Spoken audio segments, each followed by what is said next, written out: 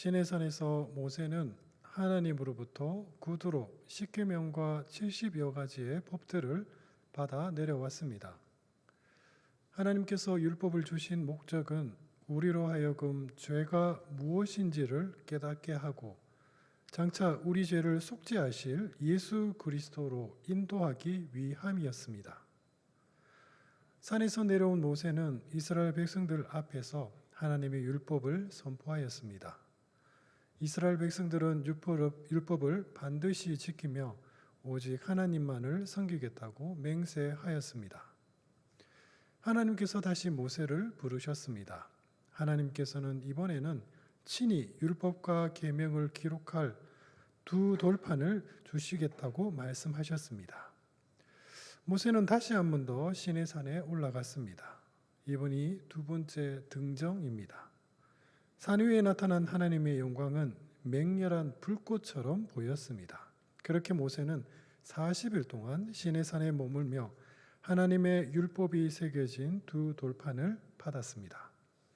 이때 받은 율법 가운데 중요한 내용은 성막 건설입니다. 하나님께서는 모세에게 성막을 건설하라고 명하셨습니다. 성막은 광야에서 하나님을 예배하기 위해 세워진 하나님의 텐트입니다. 이후 성막은 예루살렘 성전이 되었고 오늘날 교회가 되었습니다. 사랑하는 성도 여러분, 우리가 교회에 다니다 보면 이런저런 사람들을 만나게 됩니다. 어떤 분들은 주일 성수를 아주 철저하게 잘 지킵니다. 그런데 그 속내를 가만히 들어보면 고개가 갸우뚱하는 경우가 있습니다. 주의를 어기면 하나님께서 큰 벌을 내릴지도 모른다고 염려하십니다. 그분은 그렇게 평생을 교회를 다니셨던 것입니다. 불안과 조바심이 가득한 그 마음에 하나님의 평강이 있을까요? 또 어떤 분들은 말이 많은 교회 생활에 지친다고 토로합니다. 교회에 웬 말이 그렇게 많은지 서로 시기하고 의미하는 말들로 교회 다니기가 싫다고 말합니다. 솔직히 고백하건대 우리 아무도 그 말을 부정하지 못할 것입니다. 또 어떤 분들은 열심히 아주 특심인 분이 계십니다. 그분에게 교회 일을 맡기면 확실합니다. 그런데 이상하게도 그분과 함께 일하는 사람들은 다 상처를 입습니다. 불화로 인해 결국 무엇을 위한 교회 일이었는지조차 모를 지경에 이릅니다.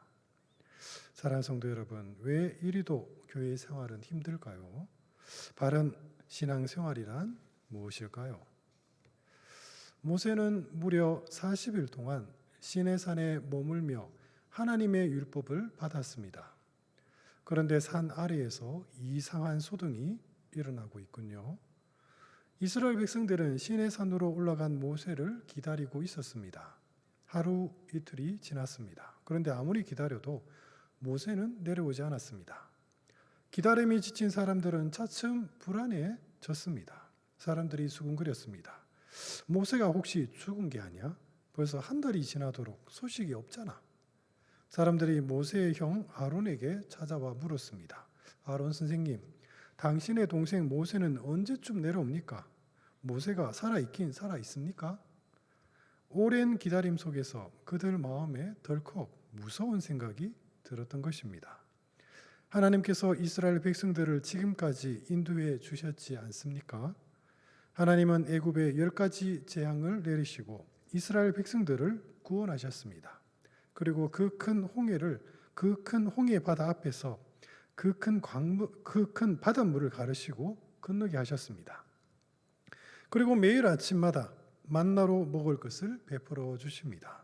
그런데 모세의 오랜 부재에 그들 마음에 하나님 또한 자신들과 함께 있지 않다는 불신이 삭트기 시작한 것입니다.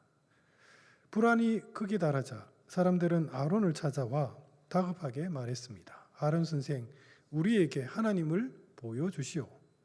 우리를 애굽에서 인도하신 바로 그 하나님 말이요, 지금 당장 우리들 눈에 보여주시오.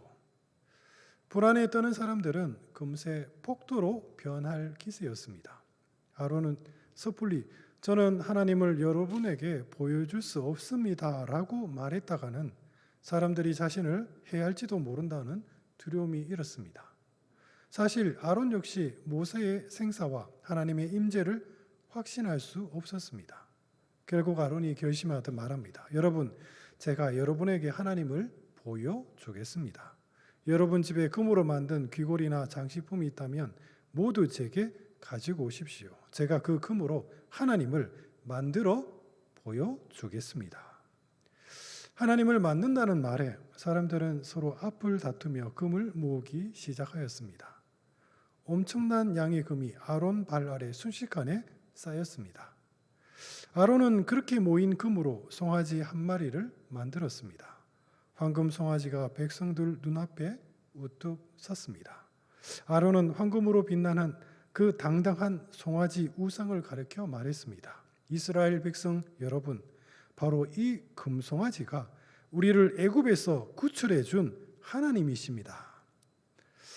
황금으로 빛나는 늠름한 송아지의 모습을 보니 정말 하나님처럼 위엄 있게 보였습니다. 아론의 말에 백성들이 환호하였습니다. 이었고 성대한 잔치가 벌어집니다. 그리고 사람들은 서로 앞을 다투어 가며 금 송아지에게 절하기 시작하였습니다. 40일째 되는 날, 모세는 하나님으로부터 모든 율법을 받고 이제 산 아래로 내려갈 채비를 하고 있었습니다. 그런데 그때 하나님께서 모세에게 말씀하십니다. 모세야, 너는 산에서 내려가라. 모세, 네가 애굽 땅에서 인도해낸 너의 백성이 벌써 부패하였구나. 모세는 이스라엘 백성을 가리켜 당신의 백성이라고 부르지 않는 하나님의 말씀에 깜짝 놀랐습니다. 모세야, 내가 지금까지 이 백성에게 얼마나 큰 은혜를 베풀었더냐. 그런데 이들은 은혜를 모르는 참으로 목이 뻣뻣한 백성이구나. 하나님이 내게 순종치 않는 이들을 이 자리에서 진멸시키고 차라리 온전히 순종하는 모세 너를 새로 세워 큰 민족을 이루겠다. 그리고 그 민족과 다시 언약을 맺는 것이 낫겠구나. 진노하신 하나님께서 이스라엘 백성들을 모두 진멸시켰다고 하시는 그 말씀에 모세는 깜짝 놀랐습니다. 다급한 심정의 모세가 백성들을 위하여 기도하기 시작했습니다. 하나님, 지금 이스라엘 백성들을 모두 죽이시면 애국 사람들이 뭐라고 말하겠습니까? 하나님께서 자기 백성을 광야에서 죽이실 작정으로 인도했다고 소문내지 않겠습니까? 하나님, 그런 소문이 하나님의 영광을 가릴까 심히 두렵습니다. 제발 주님의 백성에게 하나님의 분노를 쏟지 말아 주십시오. 하나님께서는 우상에게 절하는 이스라엘 백성들은 더 이상 내 백성이 아니라고 말씀하실 때 모세는 결사적으로 이들이 바로 주님의 백성이 아니냐며 매달렸던 것입니다. 모세는 산 아래에서 도대체 무슨 일이 벌어져 하나님이 이토록 진노하시는지 알기 위해 서둘러 산에서 내려왔습니다. 산 아래 내려오니 이스라엘 백성들이 금으로 만든 송아지를 향해 절하고 있는 모습이 모세 눈에 보였습니다. 더 과간인 것은 믿었던 자기 형 아론조차 금 송아지에게 절하고 그 우상을 가리켜 하나님이라 부르며 예배하고 있었습니다. 그 광경에 깜짝 놀란 모세는 하나님이 왜 그토록 진노하셨는지를 깨달았습니다. 모세 역시 그들의 배은 망득한 행동에 너무 화가 났습니다. 방금 전 시내산에서 모세는 하나님으로부터 십계명을 받았습니다. 십계명의 첫 번째 계명이 무엇입니까? 너는 나 외에 다른 신을 내게 두지 말라입니다. 그리고 두 번째 계명이 무엇입니까? 너를 위하여 새긴 우상을 만들지 말고 절하지도 말며 섬기지도 말라입니다. 모세가 하나님으로부터 십계명을 받는 바로 그 순간 이스라엘 백성들은 첫 번째 계명과 두 번째 계명을 모두 어기고 있었던 것입니다. 모세는 너무 화가 나 손에 들고 있던 십계명 두 돌판을 바닥에 내던졌습니다. 돌판이 큰 소리를 내며 산산조각 났습니다. 돌판이 부서지는 소리에 그제야 사람들은 모세가 산에서 내려온 것을 발견하였습니다. 모세가 큰 소리로 백성들을 꾸짖었습니다. 지금 당장 저 금송아지를 부수어라. 모세의 분노에 그제야 백성들은 자신들이 하나님께 큰 죄를 지었다는 사실을 깨닫기 시작했습니다. 모세가 그의 형 아론을 책망하였습니다. 아니, 아론 형님, 사람들이 우상을 만들려고 하면 형님이 말렸어야지 도리어 형님이 앞장서서 금송아지 우상을 만들 수 있답니까? 모세의 호통에 아론은 낯을 붉히며 궁색한 변명을 하였습니다. 면목이었구나 모세야. 사람들이 내게 와서 애굽 땅에서 우리를 구원한 하나님을 보여달라고 만들어달라고 하도 부탁하기에 차마 그들의 요구를 뿌리치지 못하였다. 모세는 금송아지 우상을 만들도록 충동질한 사람들을 모두 체포하였습니다. 그리고 금송아지를 부순 후에 그것을 가루로 만들어 물에 타서 우상 숭배한 이스라엘 백성들에게 모두 마시게 하였습니다. 그리고 모세는 그 즉시 하나님 앞으로 나아가 엎드려 탄식하며 기도하기 시작했습니다. 슬프도소이다.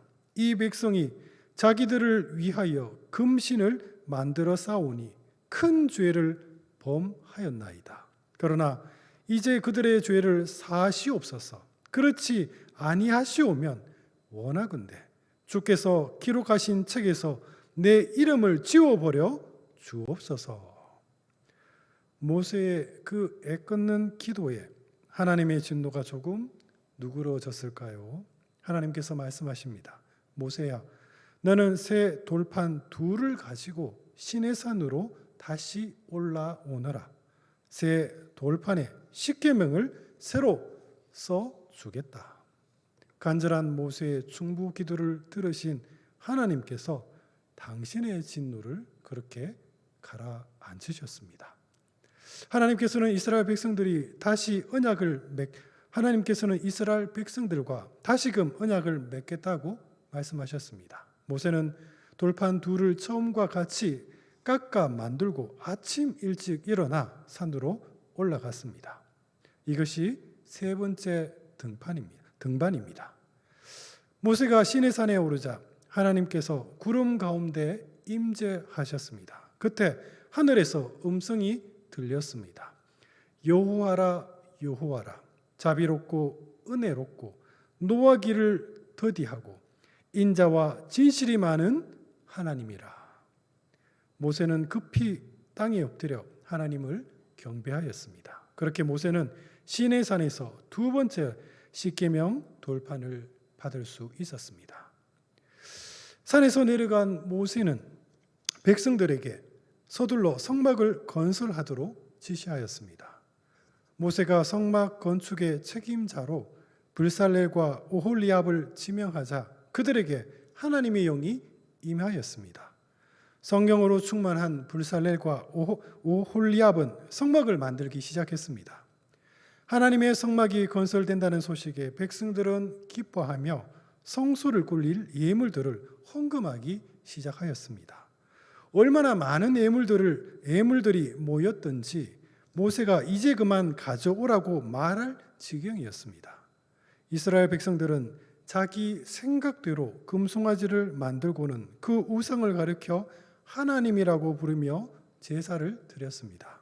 그러나 하나님께서는 그들의 잘못된 예배를 용납하지 않으셨습니다. 거룩하신 분께는 거룩한 방법으로 거룩한 예배를 드림이 마땅합니다. 하나님께서는 이스라엘 백성들에게 가르쳐 주신 올바른 예배의 방법은 바로 성막에서 드리는 거룩한 희생 제사였습니다. 성막은 광야에서 하나님께 예배 드릴 수 있는 거룩한 장소입니다. 그러나 성막은 단순히 광야의 임시 예배처라기보다는 예수님을 상징하는 거룩한 모형이라는 점에서 복음적인 메시지가 담겨 있습니다. 하나님께서는 성막을 통해 장차 오실 예수님의 사역을 이스라엘 백성들에게 미리 가르쳐주고 싶으셨던 것입니다. 대체 성막과 예수님은 어떤 관계를 가지고 있는 것일까요? 이스라엘 백성들이 광야에 세운 수많은 천막들 가운데 하나님께서 거룩한 한 성막을 세우셨습니다. 우리 그림을 잠깐 볼까요? 성막의 구조는 다음과 같습니다. 성막 안에는 거룩하게 구별된 장소, 성소가 있습니다. 그리고 그 성소 안에는 다시 거룩하게 구별된 지성소가 있습니다. 다음 그림 한번 보여주실까요? 네, 성소 안에 지성소가 있습니다. 그리고 그 거룩한 지성소 안에는 하나님의 법궤가 있습니다. 법궤는 다른 말로 언약궤라 부릅니다. 법궤는 들고 이동할 수 있는 상자 모양으로 이루어져 있습니다. 법궤 안에는 십계명에 새겨진 돌판 2개와 만나가 들어있는 항아리, 그리고 싹이 난 아론의 지팡이를 넣어 두었습니다. 십계명은 하나님의 말씀을 상징합니다. 그리고 만나 항아리는 생명의 양식을 상징합니다. 그리고 싹이 난 아론의 지팡이는 새 생명, 곧 부활을 상징합니다. 다시 말해 3가지 모두 예수님을 가리키는 상징물입니다. 그리고 법궤는 속죄소라고 불리는 뚜껑으로 덮었습니다. 속죄소는 정금으로 만들었는데 양 끝에는 천사가 날개를 높이 펴서 뚜껑을 덮고 있는 형태를 취하고 있었습니다. 얼핏 보기에 속죄소는 법궤를 덮는 뚜껑에 불과한 것처럼 보이지만 사실 속죄소는 아주 중요한 의미를 가지고 있습니다. 1년에 한 번 대제사장은 지성소에 들어가 속죄소 위에 피를 뿌려 이스라엘 백성들의 모든 죄를 속죄하였습니다. 그러니까 속죄소는 이스라엘 백성들의 죄악을 용서해 주시는 곳이요, 그들에게 은혜를 베풀어 주는 장소인 것입니다. 그래서 법궤는 다른 말로, 법궤 뚜껑은 다른 말로 속죄소, 죄를 속한다 하여 속죄소, 은혜를 베푼다 하여 시은자라고 불리기도 합니다. 지성소는 아주 두꺼운 휘장으로 차단되어 있습니다. 지성소를 나오면 그 앞에 떡상과 등대와 향단이 놓여 있습니다. 제사장은 매일 식탁에 12개의 떡을 놓아 두었습니다. 12이라는 숫자는 이스라엘의 12지파를 상징합니다. 떡은 생명의 양식이신 예수님을 상징합니다. 일반적으로 식탁은 교제의 장소입니다. 그러니까 성소의 떡상은 생명의 양식이신 그리스도 안에서 하나님과 성도의 거룩한 교제를 상징합니다. 떡상 맞은편에는 금 등장대가 있습니다. 이 등대는 항상 켜두어야 합니다. 제사장은 등 위에 감난유를 채워 불을 늘 밝혔습니다. 금 등잔대는 그리스도의 빛을 비추는 교회를 상징합니다. 그리고 지성소 입구 휘장 앞 떡상과 등대 중간 정면에는 분향단이 위치하고 있습니다. 향은 성도들의 기도를 상징합니다. 제사장은 아침 저녁으로 향단에 향기로운 향을 피워 지성소의 휘장을 향기로 가리게 하였습니다. 그리고 성소의 지붕은 여러 개의 휘장들로 덮여 있었습니다. 가장 먼저 청색, 자색, 홍색, 가는 배실로 짠 휘장을 덮습니다. 그리고 그 위에 흰 염소틀로 짠 휘장을 덮습니다. 그리고 다시 그 위에 붉은 수양 가죽으로 짠 휘장을 덮습니다. 그리고 마지막으로 해달 가죽으로 짠 휘장을 덮습니다. 이것이 바로 성소를 간략하게 표현한 구조입니다. 성소를 나오면 그 성소 밖에는 물두멍과 번제단이 있습니다. 물두멍은 물을 담은 놋대야입니다. 제사를 집례하는 제사장들이 봉사 전에 이 놋대야에 손발을 씻었습니다. 이것은 단순히 더러워진 손발을 씻는 결례가 아니라 오늘날 우리가 날마다 하나님께 회개하는 기도의 정결한 삶을 예표합니다. 물두멍 앞에는 번제단이 있습니다. 이 제단은 놋으로 만들었기에 놋제단이라고 불리기도 합니다. 이 제단에는 희생 제물을 태웠습니다. 희생 제물을 태우는 제사는 예수님의 속죄를 상징합니다.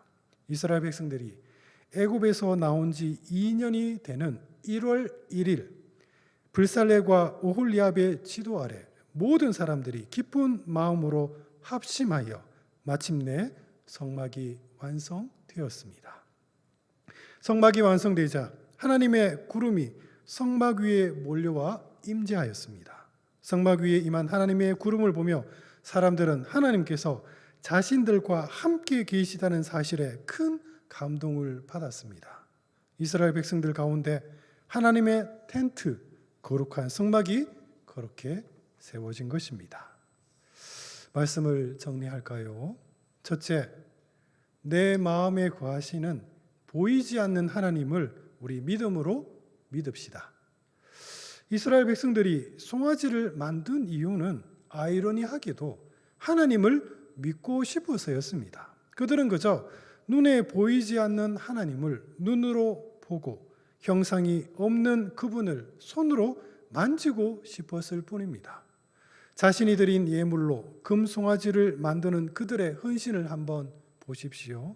누가 감히 그들의 열심을 폄하할 수 있겠습니까? 그런데 하나님께서는 정색하시며 그들을 책망하십니다. 그것은 너를 위하여 만든 우상이 아니더냐? 이스라엘 백성들은 왜 금송아지를 만들었을까요? 모세의 오랜 부재 가운데 그들은 하나님의 임재를 의심하였습니다. 내 마음에 거하시는 하나님의 임재를 의심하는 순간 우리는 그 즉시 눈에 보이는 우상에게 집착하기 시작합니다. 사랑하는 성도 여러분, 지금 내가 만들고 있는 우상들은 무엇입니까? 우상이란 나의 불안과 조바심이 만들어낸 거짓 신에 불과합니다. 그러므로 성도 여러분, 불안과 조바심을 버리고 믿음으로 하나님의 임재를 우리 조용히 기다립시다. 마음에 거하시는 하나님이 거하시는 내 마음, 그곳이 바로 하나님의 거룩한 좌소입니다. 그리고 둘째, 우리 교회를 위해 힘써 기도합시다. 간혹 어떤 분들은 말 많은 교회 생활에 염증을 느낀다고 토로합니다. 옳습니다. 일어서도 말이 많고 앉아도 말이 많은 곳이 이곳입니다. 그분에게 제가 드릴 말은 교회의 본 모습을 정말 정확하게 꿰뚫어 보고 있다는 말뿐입니다.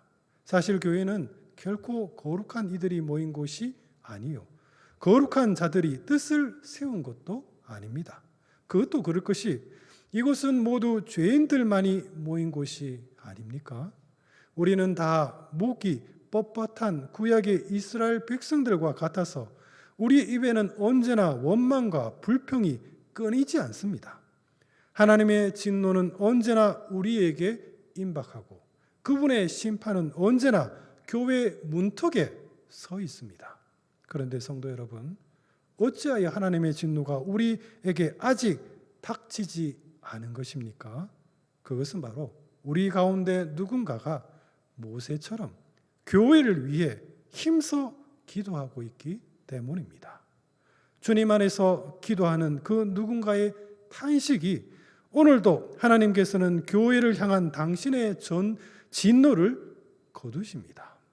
여호와께서 뜻을 돌이키사 말씀하신 화를 그 백성에게 내리지 아니하시니라.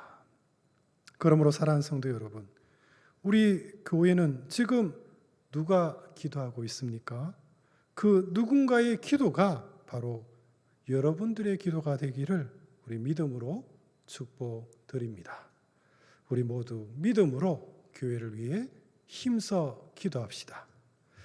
그리고 마지막 셋째, 거룩한 교회를 우리 함께 세워 나갑시다. 하나님의 텐트, 그 거룩한 중심에는 하나님의 법궤가 놓여 있었습니다. 법궤는 성막의 중심이었듯이, 법궤가 성막의 중심이었듯이 교회 생활 역시 언제나 그 중심은 하나님의 말씀이어야 합니다. 교회의 본질은 하나님의 바른 말씀이 선포되는 거룩한 예배 처소여야 합니다. 이곳은 영업 창출을 위한 회사도 아니요, 우수한 인재를 배출하기 위한 교육기관도 아닙니다. 이곳은 효율을 따지는 곳도 아니요 능률을 지향하는 곳도 아닙니다. 교회는 믿음으로 내가 기꺼이 손해를 보고 사랑으로 내가 먼저 양보하는 곳이어야 합니다. 분명 누군가는 나의 배려를 자기 이익으로 삼는 이들도 있을 것입니다. 그러나 성도 여러분, 우리 개념치 맙시다. 오른뺨을 맞았을 때 왼뺨도 돌려대라는 우리 주님의 말씀을 우리 기억합시다. 주님의 그 계명을 믿음으로 순종하는 자의 손에 지금 거룩한 교회의 벽돌이 쥐어져 있습니다. 교회는 바로 그분들의 벽돌로 세워집니다. 교회는 어떤 프로그램이나 혁신적인 시스템으로 유지되지 않습니다. 하나님의 거룩한 교회는 언제나 바른 말씀을 기초 삼고 그 말씀을 믿음으로 기꺼이 지키는 성도들의 헌신을 통해 날마다 결속되어 갑니다. 그러므로 사랑하는 성도 여러분, 교회에서 선포되는 바른 말씀에 우리 모두 귀 기울입시다. 그리고 그 선포된 말씀을 우리 믿음으로 힘써 지켜 나갑시다. 우리 함께 주님의 몸된 거룩한 교회를 그렇게 날마다 세워갑시다. 지금 예배 자리에 힘써 모인 바로 우리가, 여러분들이 바로 거룩한 주님의 교회입니다.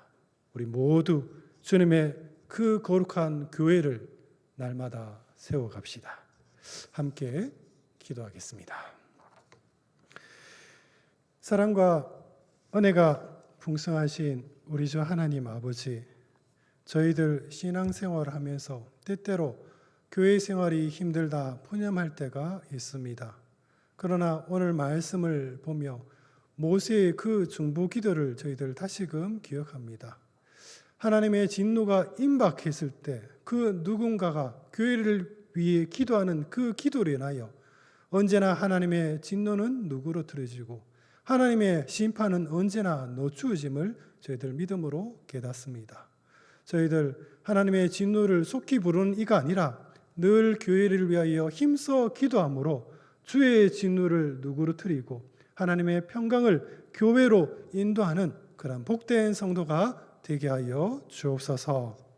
바라옵고 우리 구주 예수 그리스도 이름으로 간절히 기도드립니다.